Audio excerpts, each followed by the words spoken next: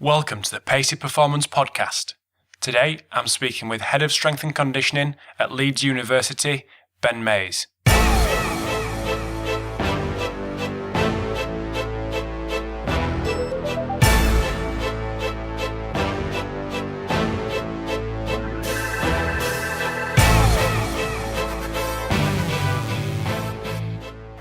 Right, thanks for joining us on the first edition of the Pacey Performance Podcast.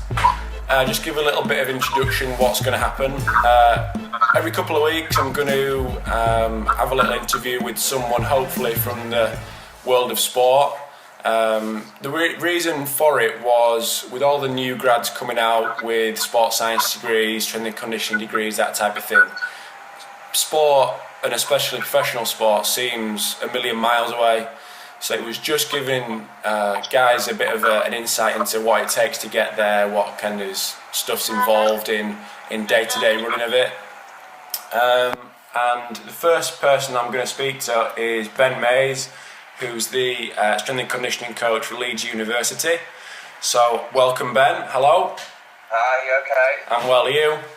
Yeah, not too bad. Good. So just to get cracking, a little bit of background on yourself, how you got to where you are, who you're working with, that type of thing. So I studied for an undergrad in sports science at Leeds Metropolitan. About sort of into my second year, I sort of decided, that strength and conditioning was something I was interested in and I wanted to pursue, but there wasn't really a lot of provision on my actual course for it, so I went away and did my UKSCA level 1 over a weekend and got pretty lucky, to be honest. I came back to university and within about a month they were advertising for an intern, and having just done my level 1, that sort of put me in a pretty good position really, so I went for that.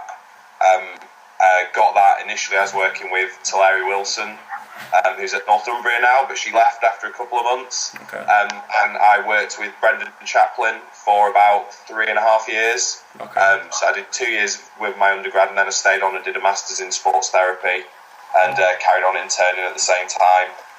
Did a bit of work with the LTA, working with rugby league, a mixture of sort of individuals on tasks, quite a lot of mixed martial arts as well. Then after I graduated there, I had a year where I was sort of doing bits and pieces. I was doing some evenings at Castleford Tigers with the academy. Cool. I was doing some strength and conditioning for mixed martial arts team called Leeds Cage and a few guys from a team called Team Quantum, which is based over in Huddersfield. Got to the end of the year, end of the season with Castleford, and again got pretty lucky, fell on my feet. Job got advertised at Leeds University. Went for that, got the job, and I've been there for the last year, sort of about 18-20 months now. Just into my second year. Really mixed who we work with, so we work with anything we work with a number of teams sort of maybe once a week. So for example, water polo, a few teams like that, up to our sort of major sports which we work with sort of quite intensively. Mm-hmm. So that would be like, for me that's women's hockey, netball, rugby union, rugby league, work with them pretty intensely. And then we have a pretty large sort of scholarship programme for sort of talented individuals. So, and again that's a really wide variation. So like just today I've got a 100 metre runner in, a sprint kayaker, a Paralympic skier. So like really variation across the day. Very broad. Yeah, absolutely. Like really wide. It's good in a way. It's a really good challenge. Like you can literally this evening I'm going to step from working with one-on-one with a female horse rider who does equestrian, and then I'm going to step right in. I'm going to do a team session with a group of swimmers. Right. It's really wide, really varied. Yeah. So with your internship with obviously Brendan Chaplin and the guys at Leeds, Matt, how did that kind of help you in the long run? It was massively helpful, and you've got to have someone there who's sort of almost prepared to give you a chance really, and that's what I got there. There was also Brendan was very new in the job there, so there was only two or three interns with him who've all pretty much gone on to full-time employment really. Yeah. it's really good. There are a couple of interns who are a bit older than myself as well, so it's always good to sort of, one had sort of a career in professional cricket, who's at Yorkshire County Cricket now. It's really useful to sort of have someone with a little bit more experience, and it's also always nice to sort of have a safety blanket, you know, at that sort of period in your life, in your career, you're learning, you know, you'll make mistakes. I made mistakes, and it's nice to be in an internship, you know. You have that support, you know, when you do make mistakes, you know, it helps you learn from the process, and you don't sort of damage your career or damage, you know, you have someone there to be like, you know, it's okay to make mistakes at this time in your career. You know, now I'm at a time where, you know, I mean, I do still make mistakes, but, you know, I'm trying to cut that down. You know, they have more consequences. Yeah. But, you know, at the time you're making mistakes all the time, and it's good for the environment. You know, that's okay, really. Cool. So with the amount of athletes that you work with, how do you kind of individualise your training? Obviously in the gym and out and about on the training pitch. So your conditioning wise. Scholars is entirely individual, based on whatever their sport is, whatever they need. So their programs are totally individual. Yeah. On some of our larger programs, so for instance our rugby program, we do go position specific. Same with netball. And then into our sort of, I'm not going to call them lower down programs, but programs we maybe have less input with, who are sort of more developmental. The programs are different between sports, but within the sport they're fairly generic.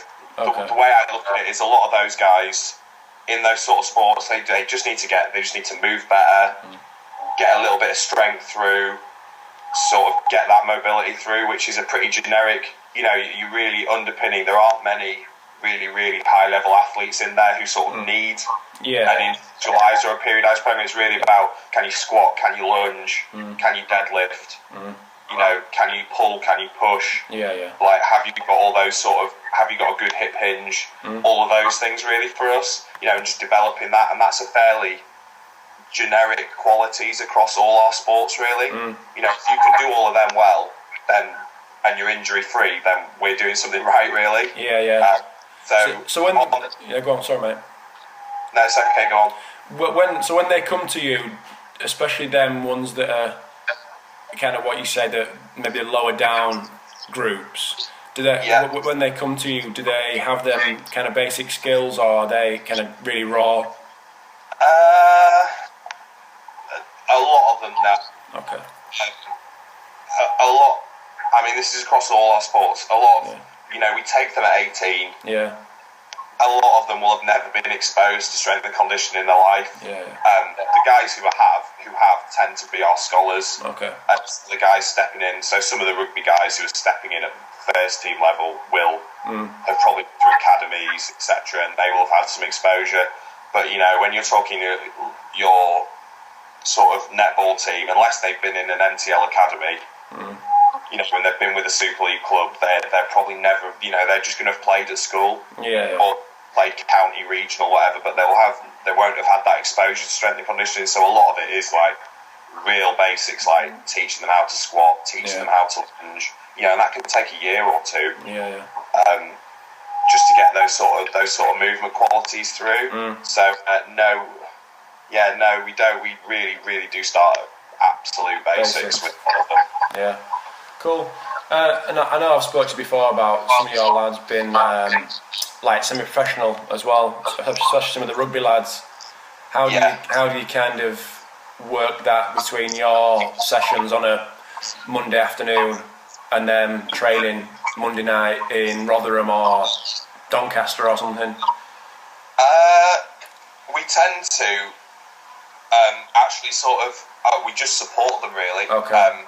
Most of them anyway, unless they come to us. A few of them come to us and are like, look, can you take care of our sort of strength and conditioning? Yeah. But if not, if they've sort of got that covered at their club, because, you know, their club, some of them will have full-time strength and conditioning coaches at the club and can offer them a more individual service. And frankly, it takes a bit of a load off us, you know, if that's one less player we have to program for. Yeah, of course. And I'm happy that they're getting a good quality service at the club they're at. And then we tend to just support them in terms of, you know, for some of them they're not going to go to Doncaster or Rotherham or wherever just to do a gym session. Yeah. So it's more about just delivering the program they've been set within our facility, really, and just being flexible on that, and we just coach them through whatever it is they happen to be doing. Yeah. And then just in terms of we just keep contact to contact their coaches. If sometimes I do have questions. All coaches seem to write things slightly different, and you're like, what is that? Is that what I'm thinking? So we have contact with the coaches, and it's the same with a number of our netballers who are sort of Super League netballers. We just let them come into the facility and we coach them through and we just deliver to them. So these kind of the netball girls and the rugby lads in their respective clubs, semi-professional clubs, they have a strength and conditioning coach already kind of in place. Sorry, just say that again, Rob. In the respective clubs, from the rugby league guys and the netball girls, they already have a strength and conditioning coach in the club that you kind of liaise with. Yeah. Okay. Especially rugby clubs. Yeah. They're professional rugby clubs. Obviously strength and conditioning's like a pretty valued part of that, really. Yeah. So we just tend to liaise with them, and the same on the netball side.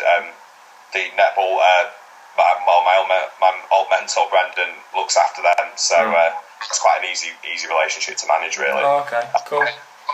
And with obviously university students living away from home for however many months of the year, 8 months of the year, what kind of care do you give them? Kind of wraparound care for an 18-year-old who's never been away from home before? Do you give anything special? Do anything differently you would kind of in a professional environment?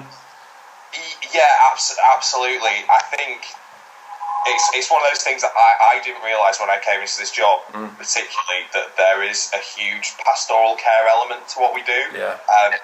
And that's massively important. If they're not in the right place mentally in the right place for those sort of reasons, then that's going to affect them. And not just there is an absolute emphasis. We are a very academic university, and they are ultimately here to get a degree first. And that's another part. We need to support them in doing that as well. Yeah. As much as I'd like them to just train all day, we have to support them through that as well. I think it really depends on the characters. We are, as a team.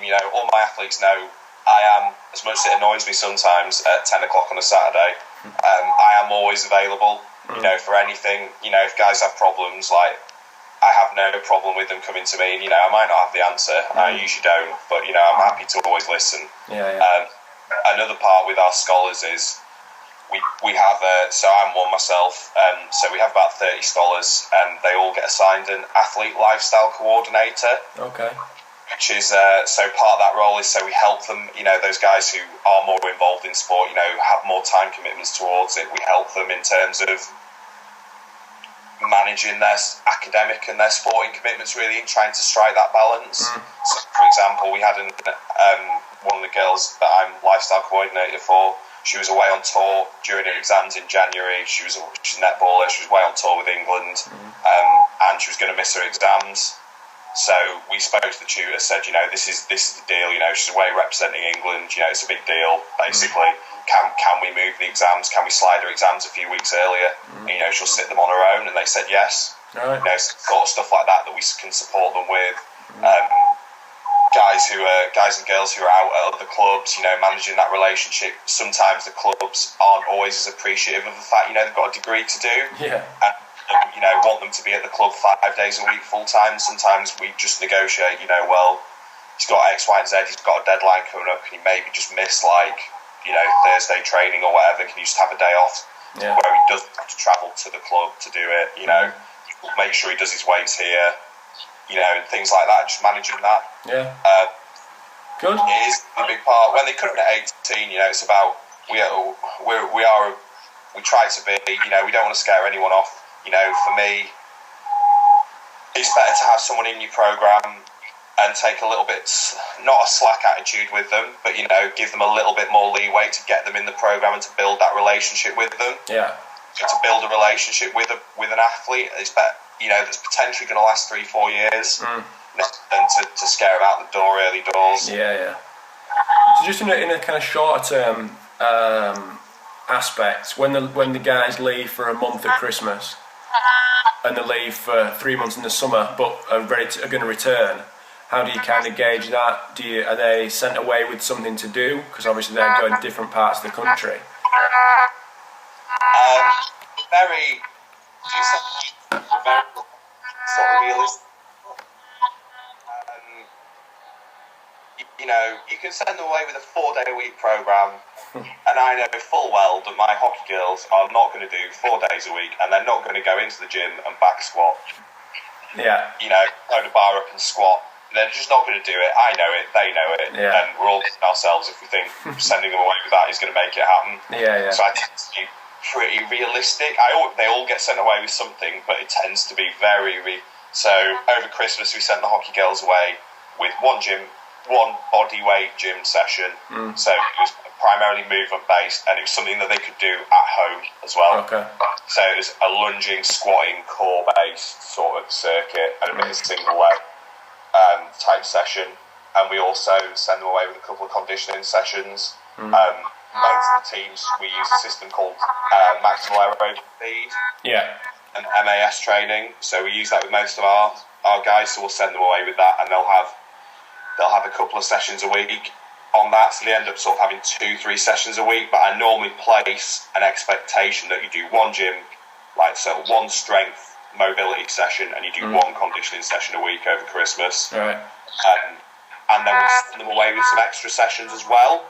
So they'll have a core session that they've got to do, and then we'll send them away with a couple of extra strength and a couple of extra conditioning sessions. And if they do it, great.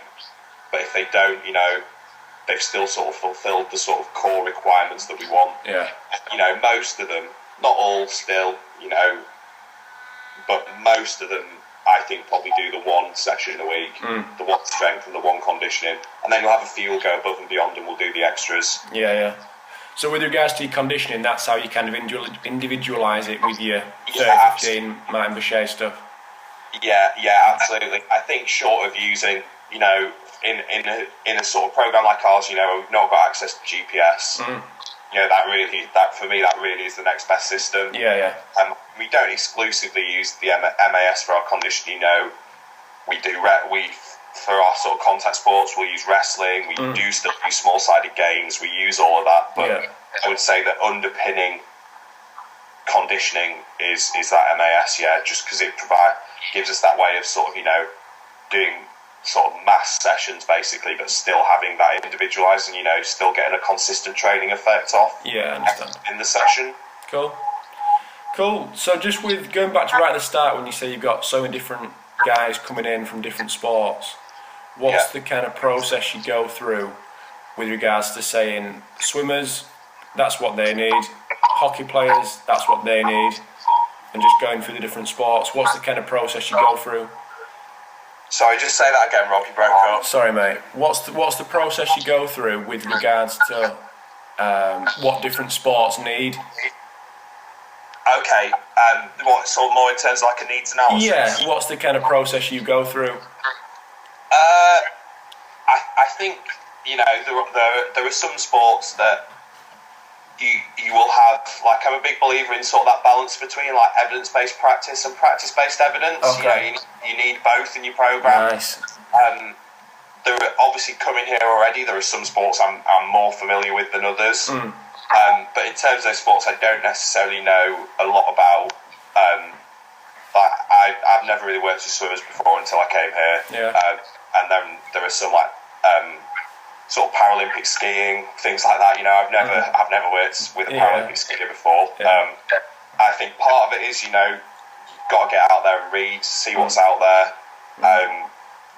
Get reading your journals if it's a sport you're unfamiliar with, and then sort of going through your list of contacts, really. Like, who do you have that works with, I know an S&C coach who works in swimming, so, I'm going to get in touch with him. What do you do? How do you operate your program? Yeah.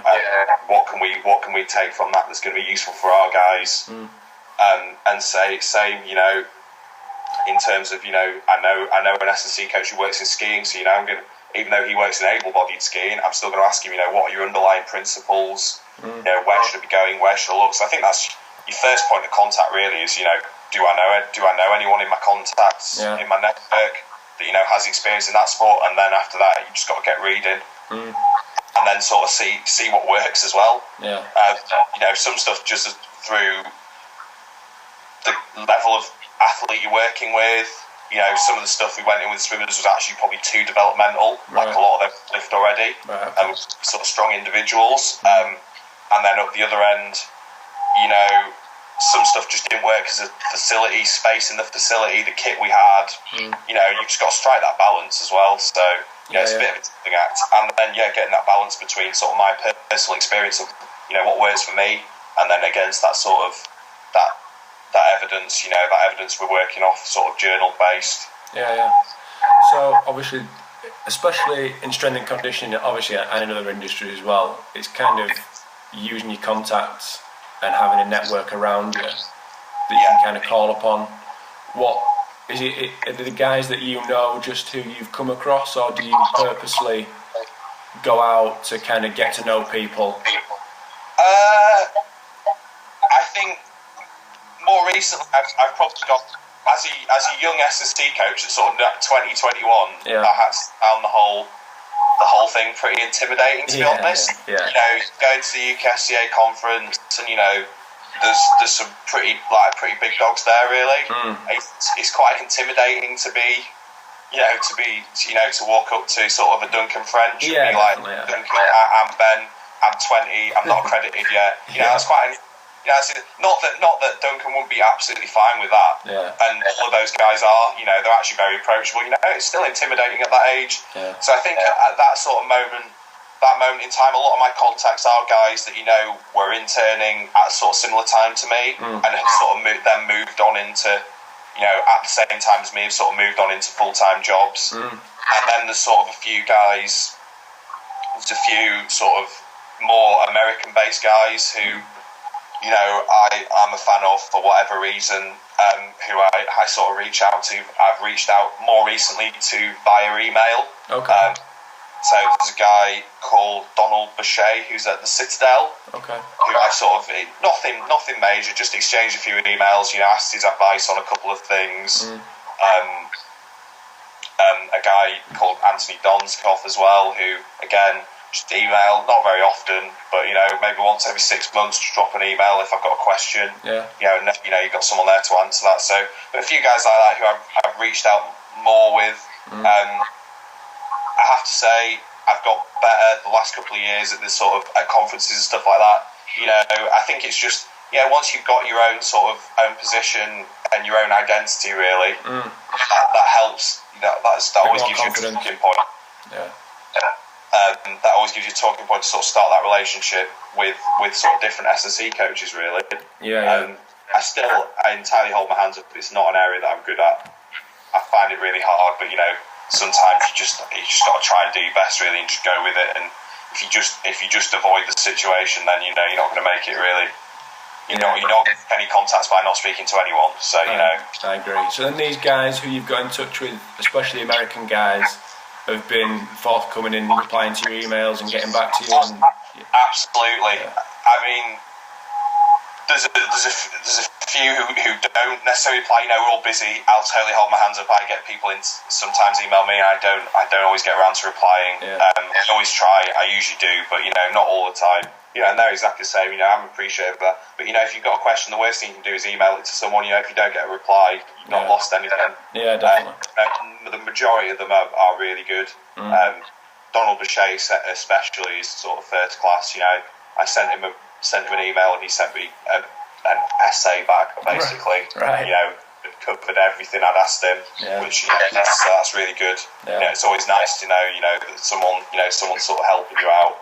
Considering what helping you out with whatever you've got going on. Very good. Well, I think that's about it, because I think iTunes might have a bit of a maximum amount of time that I can have on the podcast. No worries. So I think that might be it. But we'll wrap up. And thanks very much for this. Appreciate that. No worries, Rob. A lot of good stuff. So yeah, thank you very much, and I'll speak to you soon. Yeah, no worries. I'll catch you soon, mate. Thanks, mate. See you later. Great, no worries. Bye. Bye.